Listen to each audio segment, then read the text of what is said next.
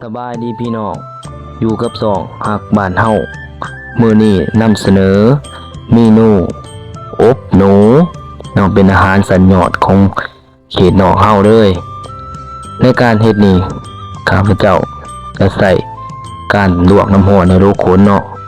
แต่ว่าบางคนก็สิมีไอเดียหรือว่ามีวิธีดีกว่านี้เนาะสำหรับเมนูอบหนูเนาะก็เป็นอาหารที่ว่าคนนิยมเนาะในเขตนอกเฮาถือว่าเป็นอาหารที่ว่าแซ่บเนาะเรื่องอาหารเรื่องสัตว์เนาะจำพวกสัตว์เพิ่นได้ว่าเป็นสัตว์ป่าก็ได้เนาะในขั้นตอนการเฮ็ดนี่ก็แล้วแต่เนาะบางคนก็มีสูตรของไผดาวสำหรับวัตถุดิบเนาะหรือว่าประเภทเครื่องหอมเนาะที่เป็นขิงไข่ใบกี่หูดบ่หัวคางสิเนาะหัวกระเทียมผักหอมบัวแล้วแต่พี่น้องแล้วแต่คนสิใส่น้อยใส่หลายหรือว่ามีแนวใส่หลายกว่านี้ก็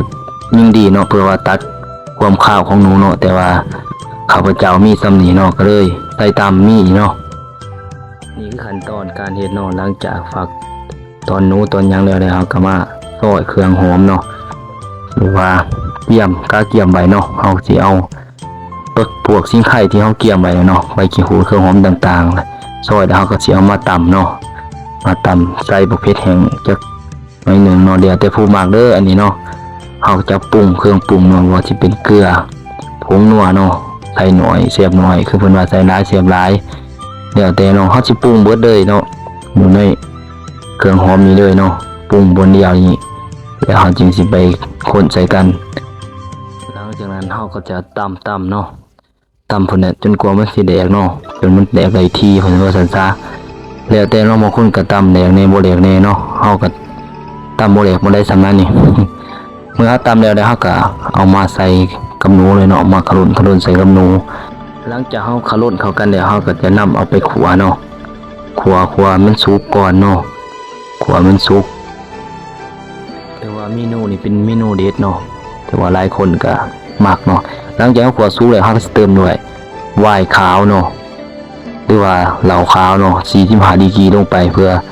รับความข้าวของหนูเนาะแล้วเฮาก็เติมน้ำเนาะเพื่อให้หนูมันสุกเลยทีเนาะต้องใส่น้ำใส่หน่อยใส่หลายแล้วแต่ผู้มักเนาะแต่เฮาก็ใส่เข้าไปหลายเติบตามหนูสิสุกเนาะสุดยอดพี่น้องอาหารแบบนี้ถือว่าเขตหวานนอกหรือว่าเขตนอกเขานี่ถือว่าได้กินนี่ถือว่าสุดยอดเนาะหลังจากสุกแล้วเฮาก็เติมด้วยผักกันบัวละผ้าเนาะเพื่อรับความข้าวอีกเนาะแล้วแต่ผู้มักด้วยพี่น้องเด้อตัวนี้เด้อสำหรับข้าพเจ้าใส่เข้าไปถือว่ารับความข้าวเนาะกินข้าวของหนูได้ดีเนาะหลังจากซุปแล้วก็ถือว่าหน้าตาก็เป็นตะกินอยู่เลยเนาะตามหน่วยแจวตับเนาะเนาะแต่เนาะไผมักแนวไหนก็ติดตามตัวเองมักเนาะสำหรับคลิปนี้ก็ขอขอบใจเนาะฝากกดไลค์กดแชร์